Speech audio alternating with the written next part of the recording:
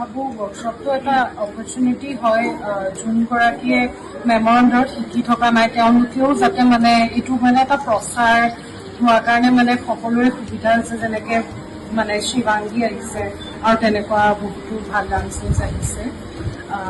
ৱৰ্কশ্বপটোত বহুতো কথা শিকিব পালো আৰু মানে মোৰ ফেভৰেট থিং এইটো হয় যে মেম সদায় ট্ৰেডিশ্যন আৰু সত্ৰীয়া কালচাৰৰ লগত আগুৱাই যায় নাচো এনেকুৱা নহয় যে কিবা এটা ভাল লগা বুলি কিবা এটা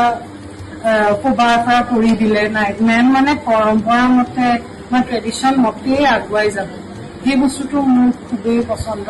ডান্সৰ আইডেণ্টিটি এটা হৈছে আমাৰ ষ্টৰী টেলাৰ ষ্টৰী টেলাৰ আচলতে ষ্টৰী টেলিংটোতেই কম্পনেণ্টতে আমাৰ অভিনয়ৰ কথাটো তাতেই সোমাই আৰু বিভিন্ন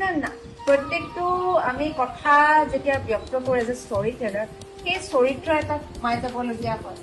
বা আৰু এটা মনত কথা থাকে মানে যে মানে এই ষ্টৰীটো তুমি কাৰ আগত অডিয়েন্স মেইন হওক বা নহওক sometimes even the supreme is the audience